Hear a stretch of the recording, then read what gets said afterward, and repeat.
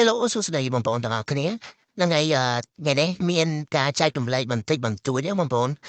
ប៉ុន្តែការចែករំលែកនេះសម្រាប់តែអ្នកបងប្អូនណាដែលអត់ដឹងទេណាហ្នឹងហើយបងប្អូនណាដឹងក៏អាចចូលលងវីដេអូនេះបានដែរបងប្អូនព្រោះដោយសារ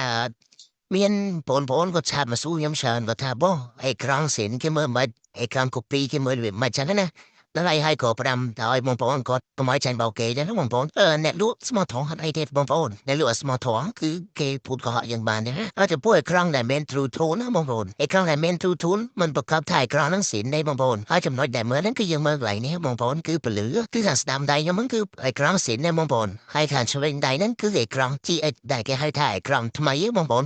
ហ្នឹងហើយការស្ដាំដៃហ្នឹងពេលដែលយើងទម្លាក់ពលឺអស់ហ្នឹងគឺវាលិនណាស់តាបងប្អូនប៉ុន្តែអេក្រង់ GH វិញពេលដែលយើងទម្លាក់ពលឺអស់ហើយវានៅតែភ្លឺបងប្អូនឃើញច្បាស់ចឹងណាខាងស្ដាំដៃគឺអេក្រង់សិនហើយខាងឆ្វេងដៃហ្នឹងគឺអេក្រង់ GH អេក្រង់កូពីបងប្អូនប៉ុន្តែមាន True Tone នេះគ្នាអញ្ចឹងបងប្អូនណាដែលអត់ដឹងចូលប្រយ័ត្នហ្នឹងហើយ